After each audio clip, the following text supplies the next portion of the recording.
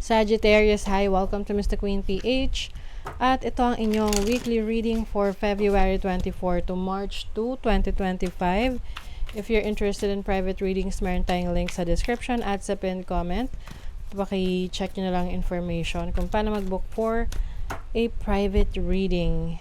And please subscribe to our channel to show your support. Like, share this video at comment na rin kayo kung kayo naka-resonate. Okay, Sag, let's see what's coming to you. Raven Magic. This is about manifestation. So, maaring meron kang minamanifest or mamamanifest ngayong week na to. Some of you ay into spirituality. You are into law of attraction, witchcraft, tarot, astrology, or any divination. You're highly psychic rin, Sag. I think some of you mas lalo nyong ini-improve or dine-develop ang inyong psychic abilities. You also have Scorpion, caution, o mag-ingat daw. Syempre kapag meron kang mga divination na ginagamit or ginagawa or pinapractice, no? Or any spiritual practice, number one is do a protection spell or any way to protect your energies. And maari ring I'm sensing someone here na might be doing some magic on you. Pwedeng may taong minamanifest ka or someone is doing some rituals sa'yo.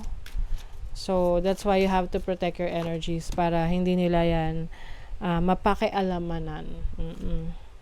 You also have fire, which is taking action. Wow. So, yung iba sa inyo, meron kayong ipupursue or gagawin na finally na plano ninyo. I also see some passion sa inyo. Very passionate kayo sa mga gusto nyo i-pursue sa buhay. This can be your career path or itong pinag-aaralan nyo. Yung iba kasi pwedeng meron kayong minamaster. Minamaster na talent, na skill set. What is your overall energy? You have the Queen of Cups. Very intuitive, nurturing energy. And also has a lot of compassion. So, maaaring ngayong week na to, magpo-focus kayo sa mga taong mahal nyo sa buhay or yung inyong passion or yung creative talents and skills nyo. Your challenge is the 9 of Swords. Ang dami nyo gustong gawin, kaya ang dami nyo iniisip. Medyo cluttered yung mind nyo ngayon.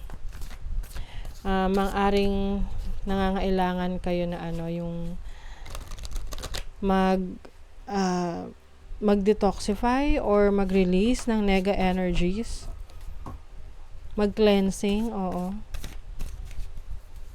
May gumugulo sa isip nyo eh. Ano ba to? Bakit may gumugulo? Saang area? 9th house.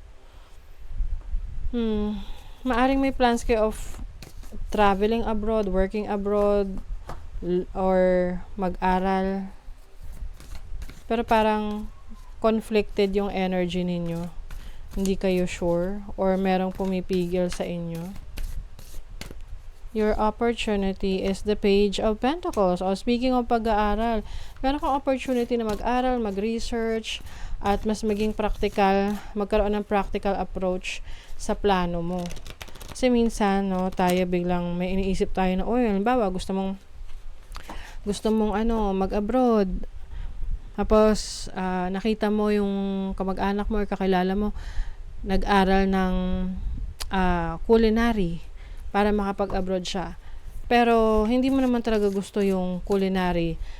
Pero, aaralin mo pa rin kasi gusto mo yun yung mangyari rin sa'yo makapag-abroad. So, maaring, meron kang mga gawing actions na hindi mo naman talaga gusto just for you to earn money. But what I'm seeing here is mas makakabuti kung i-align mo na sa passion mo yung gusto mo para hindi ka conflicted. Kasi pwedeng sa una lang yan na interesado ka, tapos in the end magsasayang ka lang pala ng effort at energy, no? So your blessing is the King of Wands. This is freedom. So you have the blessing of freedom, the blessing of someone na merong lakas ng loob, very passionate, very creative. So, it's time to explore your creative talents and skills, Sagittarius. Kasi you have a lot of options. May tendency nga lang na i-overthink niya yung maraming bagay, kaya nako-confuse kayo, ang ending hindi nyo nagagawa. You have the key. Key is yung susi, 'di ba? So, meron kayong ma-unlock. Maaring may ma-unlock kayong idea or meron kayong masusolusyonan na problema. You also have a gentleman here. So, this is parang merong person that will help you or guide you para masolusyonan ng isang problema sa buhay mo or isang challenge sa buhay mo. You have the moon. The moon is your intuition, your instinct.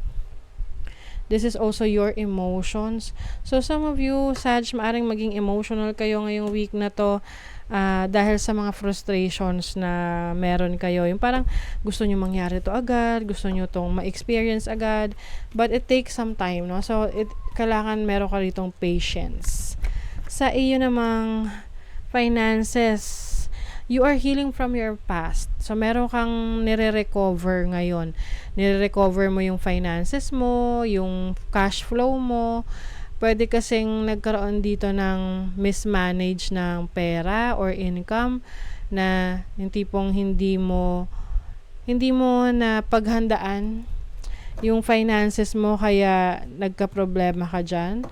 So, ngayon, unti-unti, you are recovering. Kasi yung iba, nagkaroon kayo ng mga bad choices sa inyong trabaho, sa career, sa finances ninyo.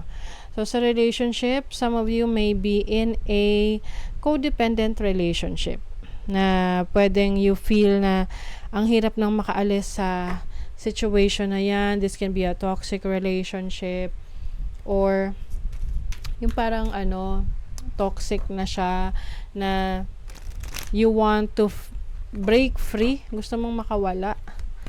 Oo. Meron ding obsession for some of you. Maaring may taong obsessed sa inyo na hindi na kayo makaalis sa relationship na yan, or kayo yung na-obsess sa isang person. So, I feel like this is something na ito yung challenge rin sa'yo na paano ka aalis sa ganyang cycle when it comes to relationship na alam mong it's no longer serving you.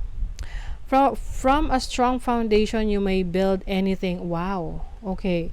So, napakaganda ng message na to kasi kaya mo raw lumikha or gumawa ng isang malaking bagay, no? This can be your dreams, yung mga gusto mong makamit sa buhay kung matatag yung foundation mo. So, ibig sabihin yung paniniwala mo sa sarili mo, yung iyong conviction about your plans and your dreams. Dapat matibay yon.